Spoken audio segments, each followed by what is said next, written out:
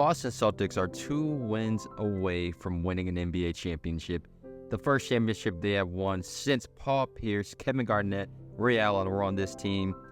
And now this Celtics team has the ultimate opportunity to do something they haven't done in almost 20 years. But I wanted to briefly just in this video discuss a few things about the Boston Celtics and the Dallas Mavericks. So I hope you guys enjoyed this video today. Don't forget to leave a like and subscribe to the channel for more basketball content each and every single week. Let's get into it.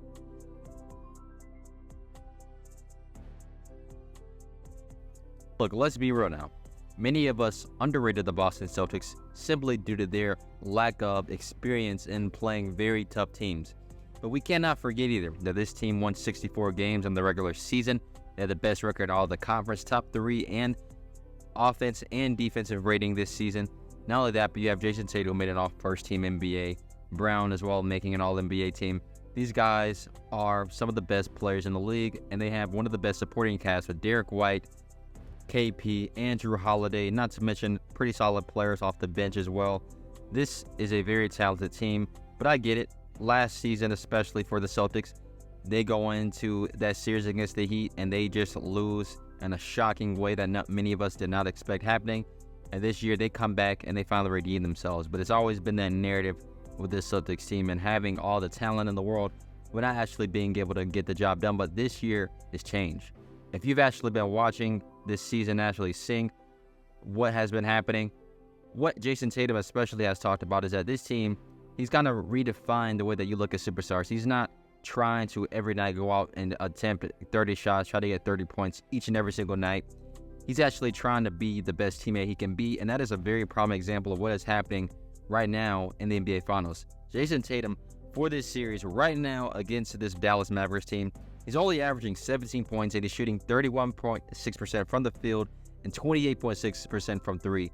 And, you know, some people are going to say, man, those aren't really the best numbers for a star player like Jason Tatum, but he's also averaging 10 rebounds and 8.5 assists. If you saw the game last night, then Drew Holiday, he was the best player on that court. Even in the series, he has one of the highest plus minus.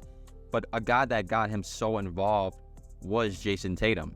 And I believe personally that what Jason Tatum is showing, what he's doing, he should get more credit and praise what he's doing. Yes, he's not shooting the ball the best, but he's doing everything else he can to still help this Celtics team win. In my personal opinion, this may be a wild stretch for some. I will consider him really the Finals MVP.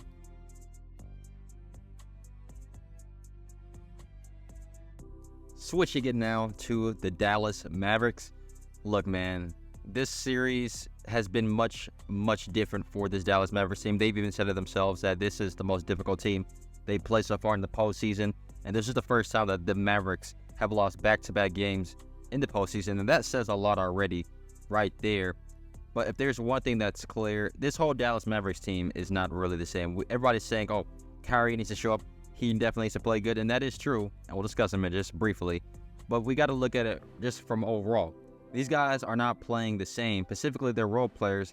They're not playing the same as they did in the previous series against the Timberwolves. Going up against this Boston Celtics team, a team that lives and dies by the 3, and not only that, but their big man can also shoot 3, which spaces out the floor, which brings Lively and all these other guys out in the perimeter, something that they're not good at.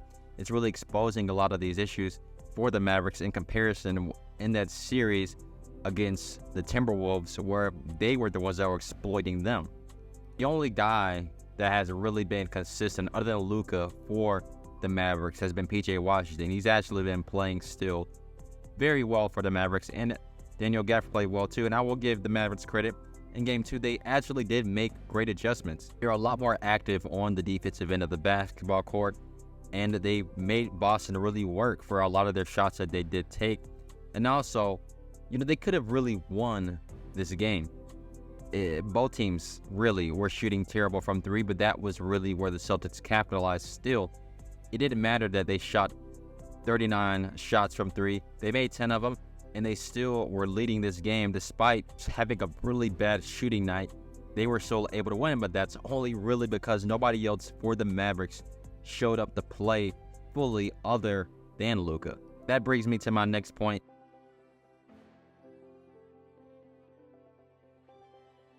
This man needs help. For real. Luka needs all the help he can get from every single player on this Mavericks team. If you want to beat this Celtics team, you have to beat them in a way of what they're good at, and that's really playing team basketball. They've shown that throughout this whole series. They don't even need Jaylen Brown or Jason Tatum to have great nights to win, because they have a whole team effort that helps them win these games.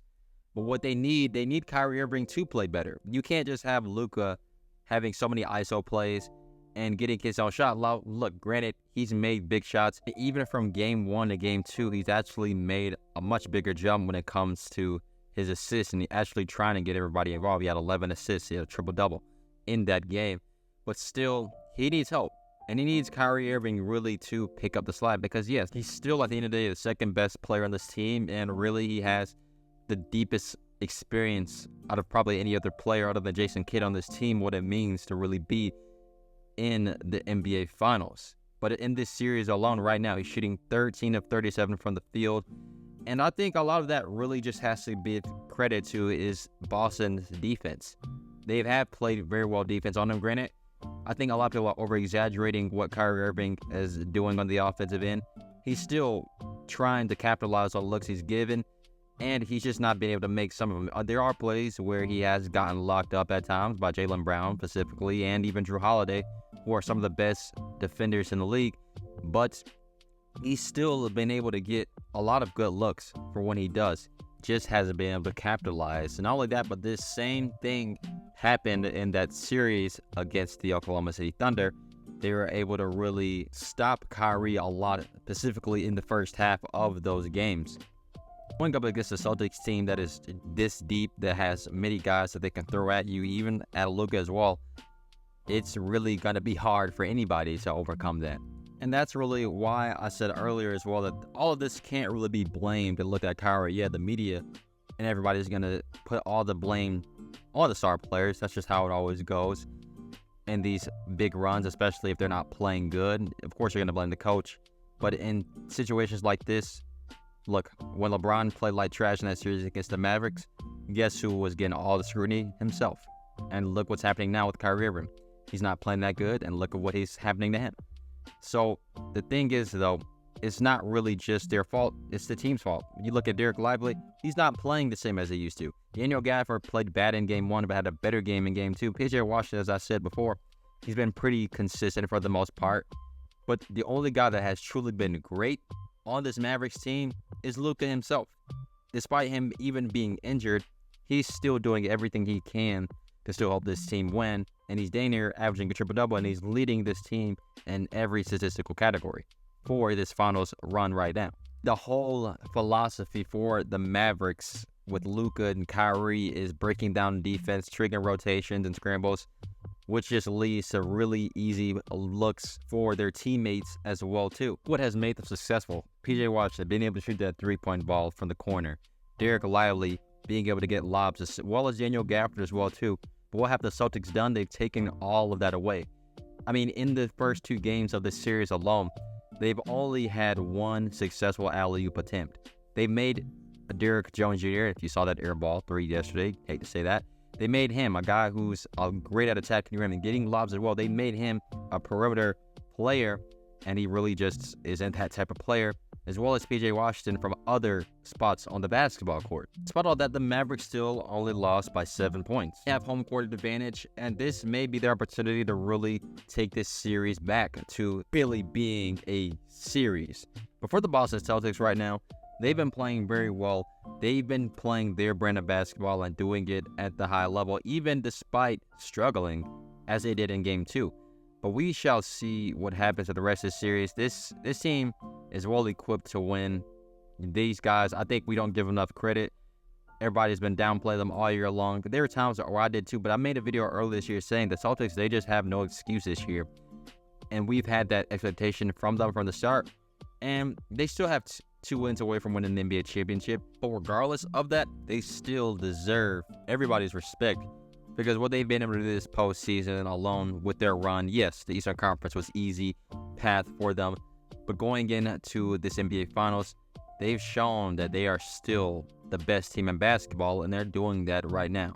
And we shall see what happens, though, these next 2 games in Dallas. It's definitely going to be hard to play there as well, too, in these NBA Finals. let's see how that goes. But I hope you guys enjoyed this brief video. Don't forget to leave a like and subscribe to the channel for more basketball content each and every single week. Have a great day. Peace.